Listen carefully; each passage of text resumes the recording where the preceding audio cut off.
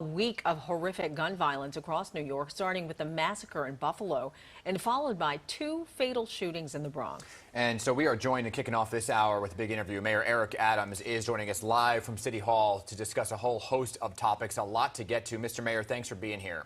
Thank you, Dan. Good morning, Jesus. So, Mr. Mayor, let's begin with this increase in gun violence. Right, just last night, Mr. Mayor, an EMT shot by a patient inside of an ambulance on Staten Island. An 11-year-old girl shot and killed in a crossfire earlier this week in the Bronx. So I guess the question is, Mayor, are the tactics currently in place working, or are there new avenues to visit here? Your thoughts? We will continue to evaluate, shift, move resources where they are needed, but you're right, from Buffalo to Buffalo Avenue in Brooklyn, all across this country. I spoke with the mayor of Atlanta yesterday when he was in New York. Same thing, guns, guns, guns. And we clearly felt our plan that we would be out of this peak of violence by now, but the flow is endless. And that is why we continue to say we have to dam every river. The flow of guns on our street, we moved 2,600 since I've been mayor or more. Yet the flow continues to come younger and younger. We had a young child brought 2 9mm guns to school the other day in their book bags. These guns are endless on our street. I've never witnessed anything like this before in my professional career. Yeah, and we're just a few days away from Memorial Day. You expressed concern in recent weeks with the history of crime rising, specifically during the summer months as people go outside. So what are the current steps that aren't being rolled out, at least not yet, to prepare for this? The police commissioner is rolling out and continuously implementing her summer plan, because summertime, more people are out, more events. That's what we have witnessed historically, an increase over the summer. But we're really, as I stated, we are civilianizing, moving officers from those desk roles that they've played, moving them to patrol. Even when you look at our parade routes, I was on the parade, AAPI parade this last weekend. We're moving officers, limiting the number of doing those parades, those peaceful parades, to patrol in the dangerous locations. You know, Mayor, last time you were right here on PIX11, you discussed some kind of technology to be put in areas like subways, right, to help with this rise in gun violence. Have you zeroed in on what exactly that technology may be? And is there a rollout of that technology to help with what we're seeing play out on the streets? Well, we have to get it right. You know, I'm always using new technology and looking for new ways to implement violence and keep the city safe. We are now testing some of that technology right now, but we have to be sure that it's doing the job that it claims it could do, and that's what we're doing right now. And as soon as it's ready to hit the streets, we're going to do that. I'm urgent. I feel urgent to get it out, but we must get it right on constitutional grounds as well as safety. What is that technology? Can you give us an inside look at what it may be? It's a technology to identify people that are carrying guns and is mobile in the process to do so. There are several manufacturers we're looking at. Once we pinpoint the one that passes our test, we'll be able to roll it out and implement it.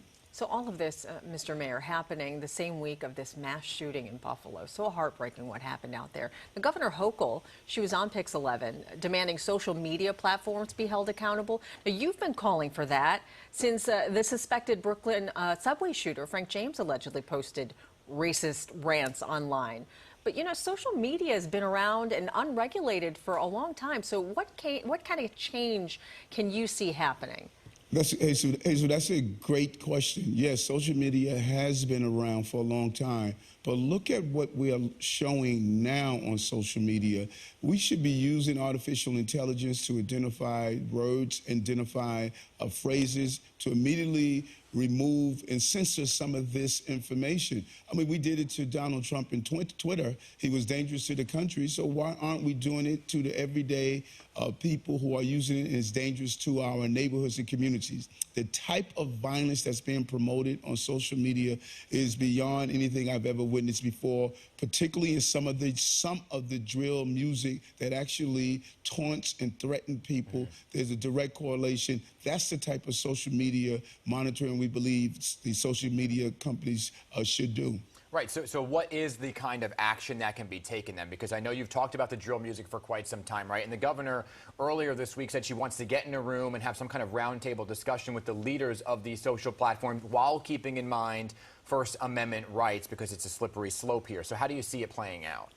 Well, we're doing that now, and I'm going to join the governor in that roundtable. I have been speaking about this since we discovered what some of the drill music was actually doing.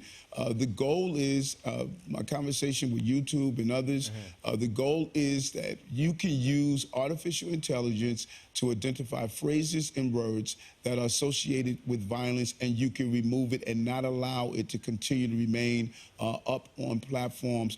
We heard the terrorist in Buffalo stated he didn't get that hatred from his family. He got it from social media. It is really endangering our children, our young people, our community, and we need to be honest about it. While we're on the topic of Buffalo, too, there was this issue with the red flag law that has played out throughout New York State and whether or not it should have been looked into closer since the suspect had previously been arrested. Are you revisiting and taking a look at red flag laws right here in New York City and how that plays out in investigations? It's so true. And this is so important, Dan, that when we talk about modifying or tweaking laws, we're not talking about going against reform or going against any mechanism that give people constitutional rights. We're closing loopholes. For instance, young man we arrested that jumped the turnstile, he had a loaded weapon with bullets inside. We found out that he could not be treated at the same level as a person that was carrying the weapon because the bullets were inoperable. He didn't know they were inoperable. He thought they were operable. And so when we don't treat these crimes the way they should be treated, we are having loopholes that dangerous people are allowed to use. Yeah, well, clearly we are so desperate for solutions to this gun violence. And we know you don't have a lot of time, Mr. Mayor, so we want to pivot to some other hot topics, one being the new legislative maps, which have created an open seat in the 10th district. Your predecessor, Bill de Blasio, he's forming an exploratory committee for this area. So your reaction, do you think he should run? Well, you know, that's what's wonderful about this great country. Everyone should have an opportunity to present their case in front of the people, and the people make the decision who's going to represent them in Washington and the council and as the mayor. And so I believe everyone has a right to make the determination and present their case to the people. Mayor, we only have 20 seconds left, so I just want to get you quickly on COVID right now. You said yesterday that you were not really going to be implementing a mandatory mask mandate briefly. Is there a number or a case number that you would want to see a mask mandate? This is, I say this over and over again, Dan, is pivot and shift. COVID does not play by rules. We must understand that we can't be stringent. Our hospitals are sending a clear message. They have this managed under control of the number of deaths, the number of hospitalizations. We are not going to fight an old war with the new tools we have for the future war, and we're doing that with the great coordination of our health professionals. All right, Mr. Mayor, thank you again for your time this morning. We appreciate it. Thank you.